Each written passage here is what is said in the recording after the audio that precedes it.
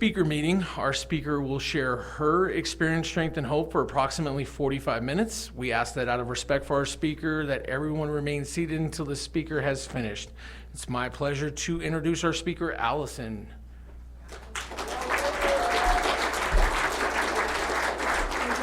Thank you. Hi, everybody. I'm Allison Adams, and I am an alcoholic. It's good to see you all again. It's been a few years since I've been up here. Larissa, it's great to see you, neighbor. Larissa and I know each other from Surprise. I live in Surprise, too. And I've been sober since September 26th of 1992. And I'm very grateful to God and Alcoholics Anonymous for the life I get to live today. When I got here, I just found this whole thing rather annoying. And it really cramped my cool style. But I'm just going to, congratulations, Alyssa. I think that's fantastic. And I am really glad to be here.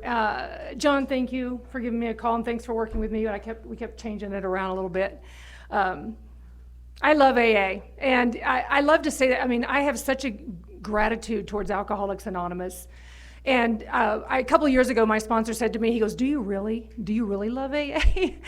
And what he meant by that is, do I just love what AA does for me and how it makes me feel, or do I actually give back to the thing that saved my life? And he's certainly a stickler for things like that, and he asked that I take responsibility, one, for my sobriety, and two, for the responsibility of sharing the message so the next person might have a chance as well. And I don't know if I'll do anything to change your life tonight, but I hope that I can be effective and be helpful to somebody. I arrived at Alcoholics Anonymous, you guys, again, it was not September 26th of 1992, but it was September 24th of 1992. And the day that I got there, I had reached my bottom, as I understand it, and what I knew on that day was that I had a complete inability to do anything about the way that I drank, and I knew that I had no ability to choose whether I was going to drink or not. So when I hear people say that they choose not to drink today, I wish I had it that easy. I do not have a choice whether I drink or not. When I read that alcoholism is cunning, baffling, and powerful, I think it has something to do with that, because what I came to understand after having not slept for those 3 days, I had been drinking and doing other things, right? I hadn't slept for 3 days. And I came to with the absolute understanding that I had no ability, I had no power to make a decision on changing anything about my life. And because I knew that to be true, it drove such a level of despair and desperation in me that I sought you guys, I sought help. And it came in the form of Alcoholics Anonymous, let's put it that way. I didn't intend to come to see you, but that's just how it all unrolled. And let me tell you a little bit about what led me up to that day in 1992. I started drinking at the age of 15. I grew up in a little farming town outside of Houston, Texas, called Alvin. I think it's absolutely doubled in size to 20,000 people. When I started drinking and I started to feel that there was a restless, irritable, and discontentedness in me, I knew it was because I lived in Alvin, Texas. And I knew that it's because people liked country music there. I had to be the country music. I quite like it today. Don't know much about it, but I like it more than I used to. And but here's the thing is, the fact is when I got here and throughout my life, until I found a solution for what was wrong with me, I did not know what was wrong with me. I have these siblings, and I had an older brother and two sisters, and we fought like cats and dogs. We were in family therapy when we were kids because we were so violent towards one another. I thought that they were my competition for my parents' attention. And what I learned in AA is that when I am as insecure and irrelevant as I felt, I sought the power from external sources, right? I leaned on people to make me feel like I was okay. I was faultily dependent on people, places, and things to satisfy my need for security, my self-esteem, my self-worth. And it was always going to be fallible. There was always going to be a problem because people aren't perfect. But I always demanded that you be that way so that I could feel safe. Did I mention that I had terrible relationships with folks? Because I put a lot of pressure on people to make me be okay. And I had to learn in AA that was never going to work. But so I grew up in this family where we were not the spring of functional health in my household. But alcoholism didn't take hold till later. The childhood was pretty good. My father was an aerospace engineer with NASA. He was a very smart man. My mother was a homemaker until she wasn't, until she started working. But things were pretty normal, but I always knew that there was something wrong with me, that for some reason I always compared myself with other people. I was acutely aware of my presence when I was with you. I always wondered if, I remember thinking that my voice was too low to be female. And where did that come from? I have no idea, but I thought, God, I have a low voice. Maybe I'm not a girl. I don't know what that is. And then I thought, Allison, why did they call me Allison? If they just named me Mary, I'd be like other people. And we're talking I'm 57, so this is like the early 70s. And I was, and I just knew that there was something wrong with me. I was always wondering if I was standing the right way, if I was using my hands the right way. Did I look stupid? Was I pretty enough to be around you? Am I prettier than the other girls? Or are they prettier than me? Like, I was exhausted by the consumption of self, and I did not know that's what it was. But there was something wrong with me that I couldn't put my finger on. I did not know that when I started drinking at the age of 15, that alcohol would seem to erase those feelings of difference. I didn't realize that what I suffered from was a spiritual separation from the world around me. And I came to understand through the process of working the steps in AA that I suffer from a spiritual malady. I am fractured spiritually. And because of that broken spirit that I came to you with, it took this program of Alcoholics Anonymous to heal that spirit, because all of the problems, the damage, the issues in my life emanate from the fact that I have a broken spirit. And I didn't know that then. So when I was 15 years old, I had drank a couple of, I used to go mud hogging with the farming guys, because there's a lot of rice farming in Texas, and drinking a little beer here and there. Never got drunk, but I hated beer. Till the day I got sober, I hated beer. But I still hate beer. But I tried some beer, didn't like it. There was nothing happening that first time I tried it. But at the end of my freshman year in high school, back on May 29th of 1980, that's how powerful that day was for me. I was at a party at the end of my freshman year. I was 15 years old. My best friend was holding a party because her parents were out of town. He was the Presbyterian minister in town. And they were out of town, and we had a party at her house. And I planned my drunk that night, y'all, because I have an older sister, and she used to go to keg parties. My sister became quite popular around town, especially with the male persuasion. That's all I know. That's all I knew. And I wanted to be popular, but I wanted to be popular. Now, first thing I did to become popular is I ran for cheerleader, because if you're a cheerleader, of course, right, you're popular. I'm talking to you about a lot of old ideas, you guys. But I had this idea, and I made cheerleader, so I thought I was better than you. And it helped satisfy my feeling of self-worth, because I was so irrelevant, And then at the end, at that party, I asked someone to buy me a bottle of Tickle Pink. And they didn't get Tickle Pink. They got me a bottle of Strawberry Hill. I wasn't complaining. I went behind the bushes by the front door of the house, and I drank a bottle of Strawberry Hill, and that's where the magic happened for me. And maybe that's what happened for you too, drinking a bottle of something. Maybe it was a six-pack of beer, I don't know. But the power that I lacked, that our book talks about, was resolved for me on that day when I drank that bottle of Strawberry Hill. And I became quite attractive on May 29th of 1980. I found that I could dance in front of other people. I found that I liked getting hickeys on my neck that night. And I had not had much experience up to that point. But I felt completely emboldened and empowered that I could move through the world fluidly and with enough confidence that I just wondered why I ever put up with you in the first place. Really, I couldn't just be one among many. I was either worse than you, or I quite liked the idea that maybe I was better than you. It was all an illusion and a delusion. But because of the way I felt on that day, for the next 12 years, every time I drank, which was frequently, I pursued that effect produced every time I drank. And what happened for me, and maybe you too, is by the time I got to Alcoholics Anonymous, I couldn't count on alcohol doing that for me every time I drank. And that frightened me.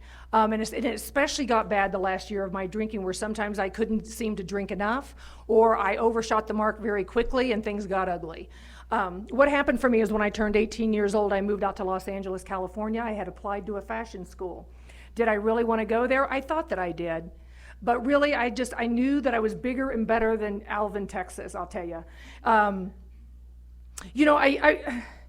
I'm doing that 8 and 9 tomorrow, by the way. We'll see how that unfolds. But I know that, I think I'll wait for tomorrow about that. I went back to my 35th high school reunion a few years ago. It was not as pleasant as I thought it was going to be. I have no idea what I did to some of those folks, but some of them didn't like me being there. And maybe one day I'll find out. But I had separated from the popular people at school, right? Because I was the cheerleader type, and it was so important to me to feel like I was important because I knew that I wasn't. And so I was trying to feel important. I separated from the popular folks, and I started partying, and I started drinking. I started going to bars in Houston. Back then in the 80s, the drinking age in Texas was 19. I was going into bars at 16. I was driving 35 miles from Alvin into Houston and going to nightclubs and bars and concerts and all kinds of stuff. Up to no good, let's just put it that way. And at the age of 18, I had applied to this fashion school in Los Angeles, and I moved to LA. And that's where my drinking really took off, because there was no accountability for my behavior to anyone. I lied by omission to my parents. My parents had split up at the end of my high school education. My father married someone else when I was 17, 18 years old. And my mother was a single mother and working at that time. And I just skedaddled off to Los Angeles to be popular, I hoped.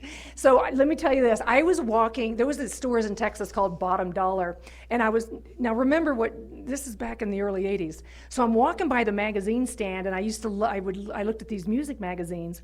And there was a picture of this guy on this magazine from a very successful rock band at the time, and I thought, well, that's the dude, that's the one I'm going to marry. And I thought his name was Eddie Van Halen. I later found out his name was David Lee Roth, and I thought, oh my God.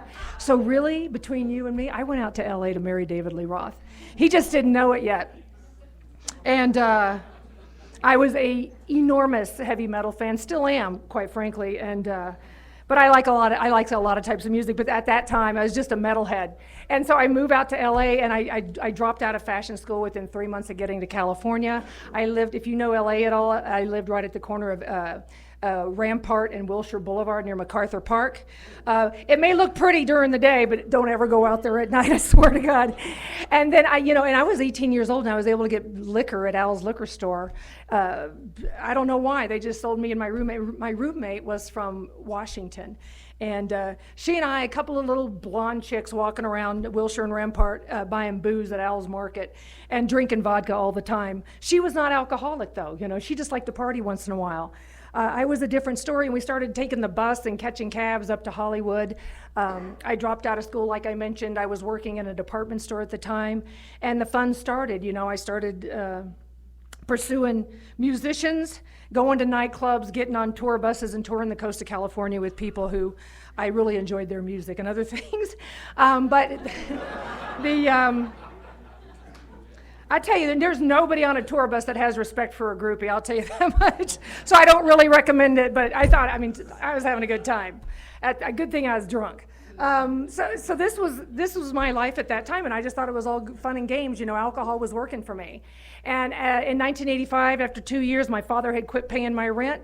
I was no longer working because sometimes I couldn't seem to fall asleep at night, so I couldn't get to work on time, and I got fired. So I went back to Texas for a little while in 1985, and I took me with me, and I got an apartment right near the local rock and roll bar off of Westheimer Road in West Houston, and I ended up going to Cardi's and watching the bands there, and I started my illustrious career as a bartender in Houston. I was 18, 19, 20 years old. 19, 20 years old because of the drinking age. And I loved working in the restaurant business. I don't know if any of y'all have worked in the restaurant business, but when you're drinking, it's like there's this whole culture of underground folks that like to stay after and drink and put lines on the bar and drink. It was a great time. I got involved in a relationship there, like with most of my relationships.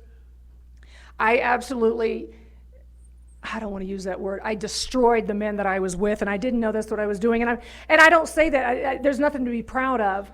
I'm incredibly selfish and self-centered, and I demand that you behave and do things for me so that I feel okay. And if you're not doing it right according to my specifications, as it mentions in a big book, then you're not. Then what good are you? Clearly, you don't love me, and clearly you don't know me enough. And I was just a taker, and I just would suck the soul out of these men. There was a lot of amends to be made later on, I'll tell you. And so in this particular relationship, it was very physically abusive, and I got knocked out on several of occasions. It was an ugly situation. He was selling speed, and we were doing a lot of it and drinking a lot. And I ended up getting out of town by... I ran out of our apartment one day and hid underneath a car in the parking lot when he was looking for me. We had been up for the last 2 days, and I called my sister, and she came and got me. And when I saw her, I crawled out from underneath the car and got in the car and left. And 2 days later, I was in a car with someone I didn't know driving back to Los Angeles. And the reason I met this person, he was a bar drinker at the bar I worked at, and he said he was going to California. I said, "Can I catch a ride?" And he's like, "Sure." So I found myself back in California in 1986, 87, and I started working on the Santa Monica Pier as a bartender. And and the fun kept happening, right? But here's what happened: as I was still going to clubs and nightclubs, still going to concerts, I found myself passed out on the side of the freeway going between LA and Palm Springs. I taking too much of this, doing too much of that, passing out in places, my friends having to carry me, not knowing where I was. How do I get home from the valley after going home with what's his name? Just ugly, immoral behavior that to me was all just... The consequences of my drinking were inconsequential to me because of the power that alcohol provided for me was so much more important than the hollowness and the soullessness that I felt when I wasn't drinking. And at that time, I was not an everyday drinker. I was kind of an every other day drinker. I needed I needed a bit of a reprieve. And on the days off that I wasn't drinking, I was consuming a lot of cranberry juice, hopefully to clean my liver and kidneys out. But I'm bartending on the West Side, and the people I hung around drank like I did. So it's not like I was moving up and becoming more professional in my life. I was lowering my standards so that nobody would hold me accountable. So if I believed that you were worse than me, then I know that you wouldn't ask anything from me. And it wasn't until I got into AA and started to be sponsored and work the steps that I realized that Bill Wilson mentions that in our literature, I failed to grow up. I was grossly immature. And I really put the responsibility for my life on other people. And I couldn't see that for what it was. And I made a lot of people angry. I disappointed a lot of people. I don't know if my parents, as far as I understand, never really knew how bad it was for me. And I wasn't about to tell them either. But that's the kind of life I was living when I came and I found you in 1992. And the 3 days prior to me coming to AA this time, is I had been drinking. I had a best friend. She and I drank together. She had been quite successful in the modeling world. She was out of London. She had a very successful family out of London. They lived all over the world. They did very well for themselves. She had married well. She was quite beautiful, but she was a drunk like I was, and she used to sit at my bar down at the beach, and we used to hang out. And she ended up getting a DUI after running an intersection and hitting another car and injuring some folks.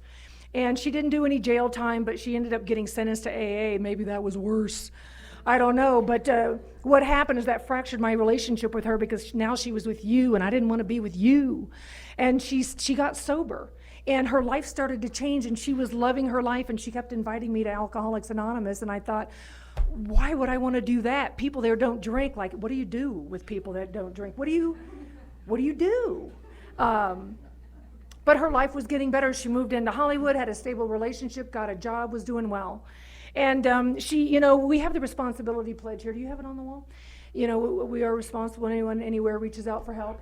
I want the hand of AA always to be there. And she was doing that. She was honoring that. And but I wasn't taking her hand yet. So the 3 days before I got here, my younger sister was living out in LA at the time, and she and I were partying. We met a guy who remembers the band Skid Row. So Skid Row had this really great song, their first song out, called 18 in Life. So there was this kid in that video, and we ran into him at a bar. So we're cruising around in a limousine in Hollywood and drinking for 3 days and 2 nights and not sleeping, so And then after 3 days, I went to her apartment. And I said, I've got to work tomorrow. I've got to try to get some sleep. At 2 o'clock in the morning, she comes into the bedroom. She's like, hey, they're out there. They're going to try. These guys are here. I did them wrong on a deal, and we need to call the cops. So, of course, we're peeking through the window. I wake up, and we can't see anything. The ones that aren't really there. But we call the West Los Angeles Police Department, who come out to investigate. They didn't find a thing. And all I remember is They said they couldn't find a thing, and nothing, if anything else happened, to let them know, and they walked out of the door of her apartment. And it was at that moment that I knew I was going to die that night, and I was absolutely terrified. So I called a friend of mine. I used to like riding on the back of a bike, going up and down PCH with a group of guys, and I called one of those guys, and I asked if he'd come and pick me up. And it was about 4 o'clock in the morning, and he came over to get me. He was on his bike, and I told my sister, I said, he's got his bike here. There's only room for one, so I'm going to go home. I lived 1 block away. And I said, I'm going to go back to my apartment, and I'll call and just see if you're alive in the morning, but I can't take you with me because there's only room for one. And that's what I did, and that's when I came to on the morning of September 24th of 1992, faced with the truth about myself. It's as true today as it was on that day, and that's when I realized that there was nothing I could do to change my life, that I had absolutely no choice in whether I was going to drink that day, and I knew if I didn't get some help, that I probably would drink because I knew that it wasn't up to me. And thank God for that level of desperation that I was willing to do something I hadn't done in 12 years, and what I did is I called and asked someone for help. And I called that girl I just told you about. She was sober 3 years at that time. And she said, and she answered the phone. It was about 10:30 in the morning. I was working a split shift that day. I had to be work at noon. She goes, you know what? I'm going to come and see you at lunch today. Will you be there at such and such a time? I said, yeah. She goes, I'll come in and I'll see you. And the first example of the power of Alcoholics Anonymous happened for me when she said on the phone, I will see you at such and such a time. She showed up at the door of that restaurant on the Santa Monica Pier at exactly that time, and she came in and she sat down and she talked to me. And I was seeing all of these red tracers in my periphery. I was a bit jumpy. I was breaking a sweat all day while I was at work, and she sat down and she talked to me about how sobriety was working for her, and I had already seen that happening for her. But she was just so beautiful with those, her eyes were white around the blue irises, and she stood with such grace. I mean, she had modeled after all, but the fact is she kept a commitment, you guys. When she said she was going to do something, she did it, and that was really powerful for me. And so she said, I was working a split shift, so she goes, tomorrow night there's a meeting in Beverly Hills at Rodeo Drive. She goes, why don't you go to that meeting? She goes, I will not be able to take you, but there's someone else that can. And actually, it was a bar customer of mine. He had befriended me. He was a musician. He was a guitar player. He was not alcoholic. He was actually a very good guy. And he picked me up and he took me to my meeting of Alcoholics Anonymous, where my sobriety almost started. I went into this beautiful Romanesque church at the corner of Santa Monica Boulevard and Rodeo Drive in Beverly Hills. And I was dressed as I always dressed. I was wearing 4-inch spiked leather boots with rhinestones all over them, a black pair of spandex pants, a green push-up bra, and a black motorcycle jacket. And I walked into that gates of that beautiful church, and people were welcoming me to Alcoholics Anonymous, just like they did this evening. And I remember seeing a group of guys off to my left. There was 3 guys talking to one another, and I noticed that because it scared me, because they weren't the only ones talking to each other. And I came here with this real fear, which is I don't know how to talk to people if I'm not inebriated, if there's something not inside of me to lubricate the fact that I'm around people. And this guy turns around and he looks at me, and he's dressed like Tony is. He was wearing, he wasn't like the kind of guys I knew, because he had these khaki pants on that had a crease down the middle. I know you got one. It's like he pressed his pants. He was wearing a collared shirt. I don't know if it was a polo shirt or a button-down shirt. And he was wearing this sport coat that had these brown leather patches, little leather patches on the elbow. And he said, hi, my name is so-and-so. I'm an alcoholic. He goes, how long are you sober? I said, today is my first day. He said, well, welcome to Alcoholics Anonymous. And in that moment, with every old idea I brought into AA on my first day, the first thing I thought was, he wants me, It was just a little delusional. But that was my first meeting. I was so excited about the energy there. I felt at home there, and I felt safe there, because my friend that had introduced me to AA, I knew that she went to meetings there too when she was in town, and so I knew I was safe there. The reason I changed my sobriety date by one more day, that was on a Friday night. I changed it to that Saturday because 3 months later I ended up doing my first 4-step inventory. And I had to admit that after that meeting at Rodeo Drive on the way home, I stopped at Save on Drugs and I picked up a bottle of cough medicine and some sleeping over-the-counter sleep aids. And I took as much of all of that I could because I had not been sleeping for 3 days. I was a little edgy. And so I knew that, I define my sobriety today by taking nothing that affects me from the neck up unless it's monitored and supervised by a doctor, and my sponsor is well aware of all of it. And I've had a few surgeries that has been the case. But so my sobriety starts on the 26th of September, and let me just give you a little bit of information about the first couple of years of my not drinking. I was going to meetings of Alcoholics Anonymous on the west side. I mean, I started going to the meetings where I thought all the cute guys were, because I had this old idea that I really needed to feel secure, and that's actually quite normal if any of you have studied psychology and you know Maslow's hierarchy of needs. A feeling of security is a base foundational need for people, but unfortunately my instincts that far exceeded their intended purpose, like it talks about in step 4 of the 12 and 12. I thought if I could just get a man to take care of me, of course he had to completely worship me at the same time, but I thought if I just could get a guy that would take care of me, I'd be all right. And I brought that idea into Alcoholics Anonymous, and I kept looking for you, but none of you would ask me out. Not that I wasn't just a little crazy, a little high-strung. So that's what I was doing. I was going to meeting as convenient. I love the fellowship of AA, and I was trying to stay sober on the fellowship of Alcoholics Anonymous. But you see, the fellowship is only one side of the triangle. I had failed to work the steps. I had failed to be of service. I did not take commitments. I just really, what was really important for me was that I needed to be cool. I really, really needed to be cool. And I also really needed your attention. There was a meeting house down in Santa Monica called 26th and Broadway. They had noon meetings. They had meetings all times a day. But when I could get out of bed, because I was still tending bar, I'd get out of bed at 11 o'clock.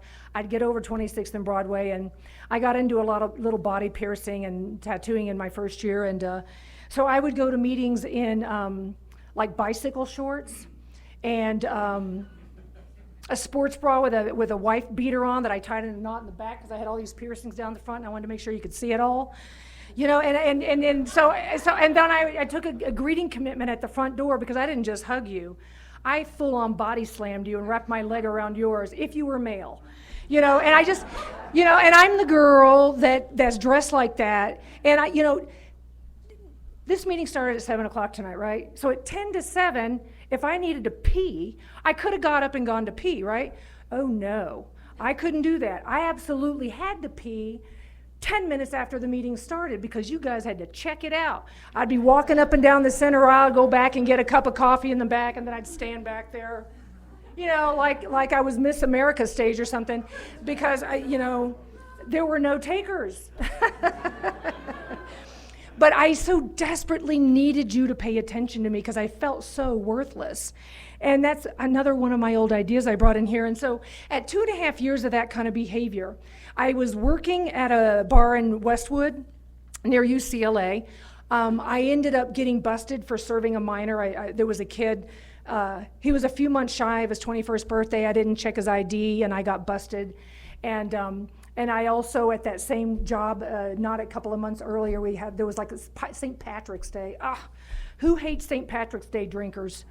All the amateurs. We were serving Jell-O shots at the bar, and nobody tipped, and I was throwing things at them, and that was my behavior because I wasn't working Alcoholics Anonymous. There was no recovery from my alcoholism. In fact, I didn't really even know what alcoholism was. I just knew I couldn't drink, and I was still trying to look cool. And so at 2.5 years of that kind of behavior, I got busted from that job, and I called somebody I knew in Alcoholics Anonymous, that same place I told you where I was exhibiting that bad behavior. There was a man that used to come into that meeting, and he was 16, 17 years sober at the time, and he would come into that meeting, and he was one of those popular guys in AA, like everybody knew him. Oh, Wayne's here, and let's ask Wayne to share, and he would shake everybody's hand, and everybody wanted to talk to him, and he'd get up at the podium, and he was really funny, talking about alcoholism. He was pretty self-deprecating, and what I later understood is that he had a power. He had the needed power to live that we find here in Alcoholics Anonymous when we apply AA as a way of life. And all I knew is that I thought maybe he could help me, and I also thought that because he was male, I could probably manipulate him. And so I asked him to have some coffee with me, and we went down to Joni's Coffee Roasters down in Marina Del Rey just a couple miles south of the pier, and we sat down for some coffee, and he drinks coffee out of a clear coffee mug. He says, Allison, can you see through the bottom half of this coffee mug that has the black coffee in it? And I said, no. He goes, Allison, that's where you are in your sobriety right now. He says, on page 55 of the big book, it says that deep down inside every man, woman, and child is the fundamental idea of God, though he may be obscured by calamity, by pomp, and by worship of other things. And I think that's what your problem is, Allison, is you are obscured. You do not have access to the needed power to live, but if you come and do what we did and still do, you can recover too. And I knew right at that moment that that man knew what was wrong with me. And it both frightened me because I thought maybe he could read my mind, didn't want that. But I also thought that maybe he could help me. But I know that men sponsor men and women sponsor women, and I couldn't ask him to work with me. But I got to a point where I didn't really care.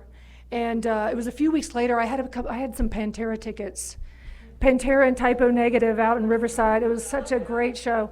So I took my coworker's boyfriend.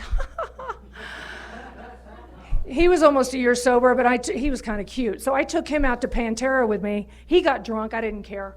And I came back from that concert, and that's when I got fired from the job at the bar. And the only person I knew to call was this guy.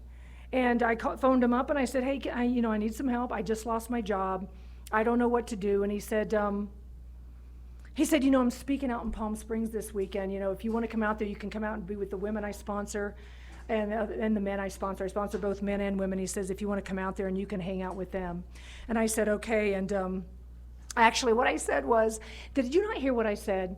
I just got fired from my job and I don't have any money. And he hung up on me. And so I called him back. He said, that's where we're going to be if you want to come out there. And I had this old Jack Daniels jar. It had $50 worth of quarters in it. And I brought that change, and I drove in my little Datsun B210, and I went straight out to Palm Springs to this conference. It was Easter weekend. It was the Easter Spring Fling out in Palm Springs. And I showed up there, and I saw, it was not the first roundup I had been to, but I was just mesmerized by the camaraderie. And when I ran into those women he sponsored, they were those women I hated in AA. They were the women that, they sponsor people. They dress up and act like ladies. They don't cuss at the podium like I did. And the fact is I thought they were better than I was, and I know that if I hung around them, it'd make me look bad. And it was after that weekend that I asked that man if he would sponsor me, and he says, Allison, let me ask you this. He said, are you willing to do as I say, as long as it's not illegal, indecent, or immoral? He goes, and are you willing to take direction without debate? And I said, yes. I did not realize I had signed a pact with the devil, you guys. He also said something after that. He goes, Allison, I just want to clear one thing up. He goes, there is absolutely nothing you have that I want. Let's be clear. And he kind of hurt my feelings. But it was shortly after that he started rattling off all these directions. He said, here's what I want you to do. He goes, I want you to go to meetings. I want you to go to at least 7 meetings a week. He goes, I want you to have a commitment at least 6 of those meetings. I want you to go to each one of those meetings at least half an hour early. And when you get there early, I want you to shake people's hands and introduce yourself. I want you to make an effort to ask people how they're doing and actually listen to what they're saying. He goes, and then you need to take a little job at each meeting so that you can be a giver and not a taker.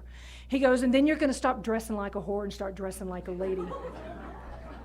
He goes, you need to start showing some respect to this thing called Alcoholics Anonymous because it just might save your life. I know, how dare he? And of course I'm like, well, I don't have any money. What am I supposed to do? And those women he sponsored that I hated, they let me move in with them, and they took me shopping at Goodwill and other resale shops, which I have a strong affinity for to this day. And they taught me how to start acting like a lady because they had already learned. I did not like them all the time. Because here's the big deal is that I was asked to be accountable for what I committed to, and I was asked to be accountable for my sobriety. And I don't know about you, but I never grew up. I don't like being held accountable.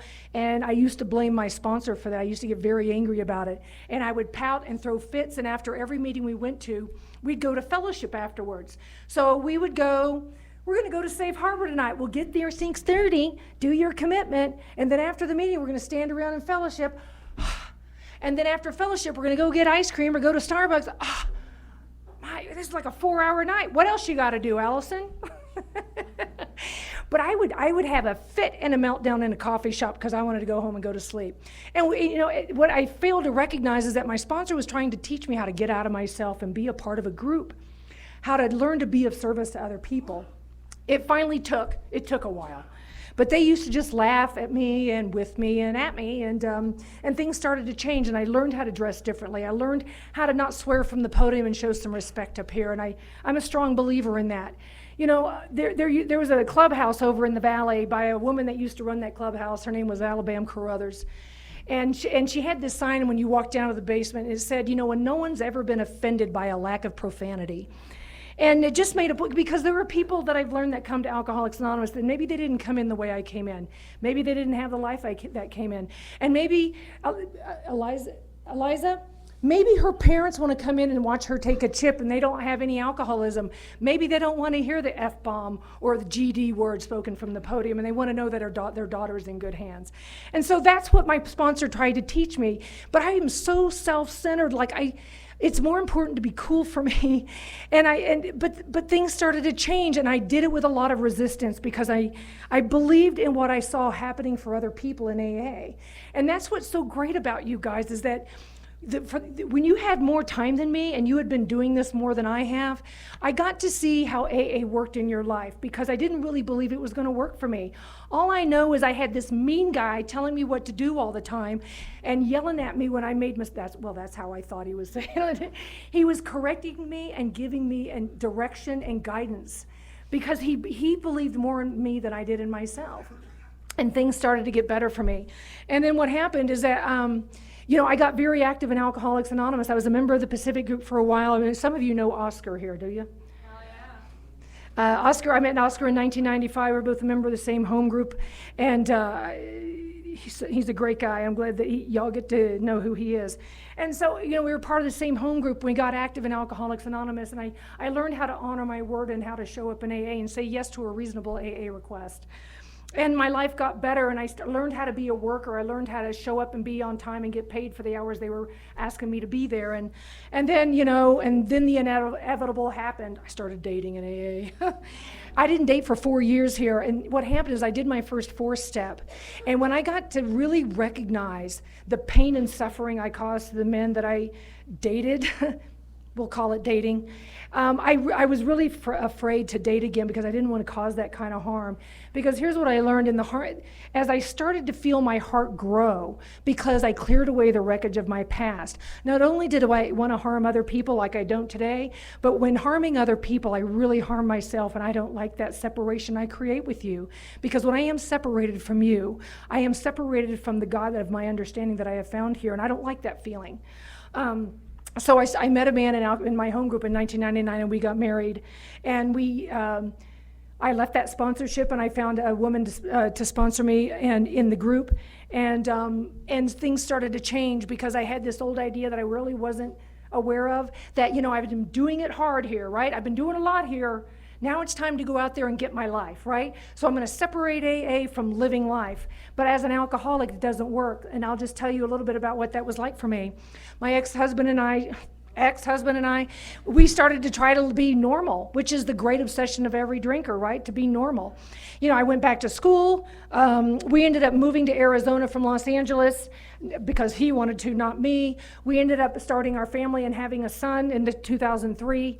And AA became a little less relevant. I knew that I was responsible for establishing some type of fellowship for myself in AA when I moved to Arizona. But I was doing AA light. After all, I had a baby.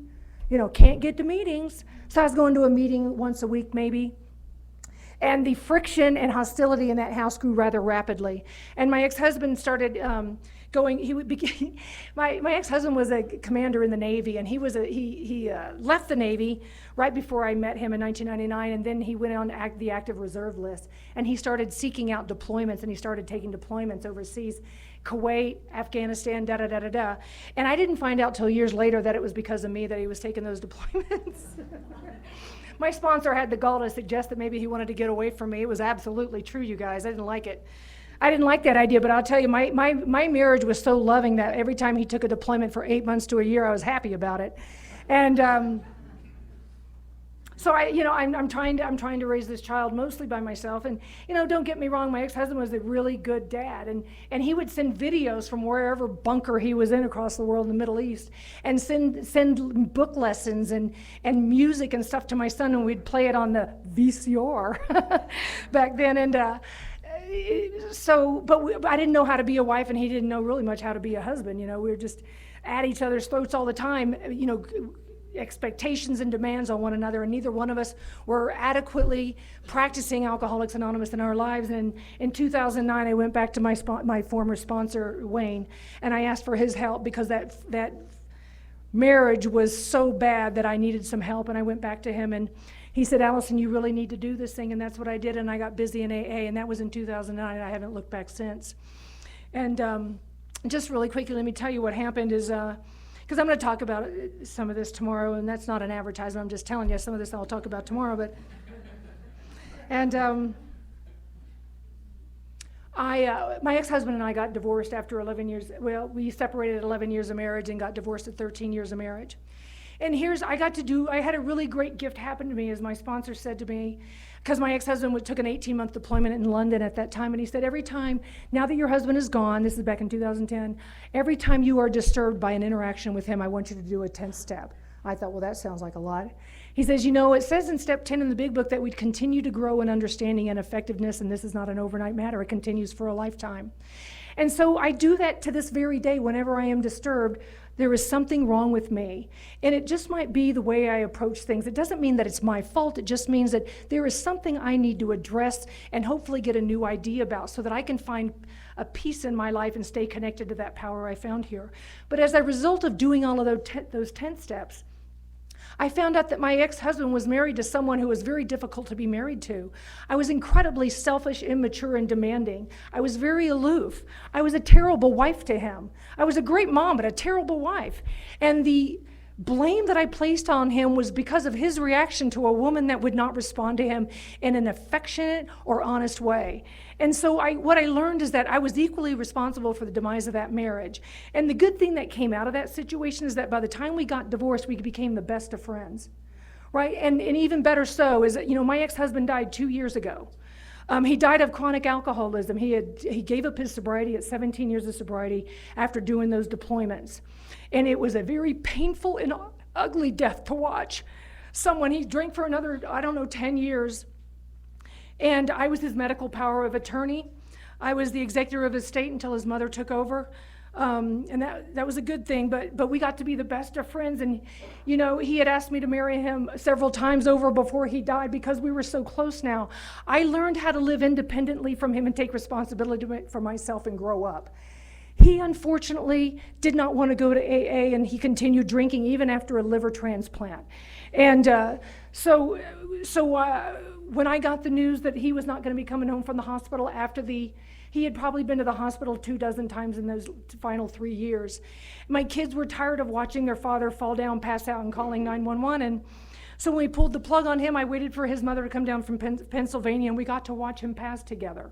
It was a very powerful experience, and I'm so grateful that you taught me how to show up. And I've lost my brother in 2009 to a chronic pill addiction and untreated diabetes because of the pill addiction. And the man that I had loved desperately, who I always thought was my soulmate, died 2.5 years ago after 25 years of sobriety after an injury, and started taking medication. And he was found dead in his apartment in New York City. And so I've seen people die as a result of not treating their alcoholism, but I will tell you this. The greatest thing that ever happened to me is I got a sponsor who taught me what alcoholism is. And it's not just going to meetings, you guys. It's working the 12 steps and trying to live Alcoholics Anonymous in my life. I did the 12 steps. I practiced 10, 11, and 12 daily in my life because I am never wrong, right? Whenever I'm mad, it's because I'm right about something, you did something. But I get to practice the 10 step. I get to connect myself with that power with the 11 step every day. I get to take a look at myself just like it tells us in the page 86 through 88. If I just follow that and I'm honest about my behavior and I make amends when necessary. And I am of service, because the greatest gift I can give myself at any moment on any day is to get out of myself and think of somebody else. Now, I don't necessarily... I still am a very selfish person. I'm back in school to work on an MBA. You know, I work full time, and quite frankly, I think my life and my schedule is very important to me. But I also know that because I get to sponsor others and I have commitments at meetings, that the great gift for me is when I think less of myself and I think more of you. And you cannot give away what you don't have, and you cannot tell someone who hasn't done this how absolutely remarkable life is unless they do it. You can only try to be the example of what it can be. And so for you, I wish you all the best. I hope you stay here. I hope you have someone in your corner, an AA family around you, and you're sponsored, and that you get to work with others. And I want to thank you for letting me be here tonight. Thank you.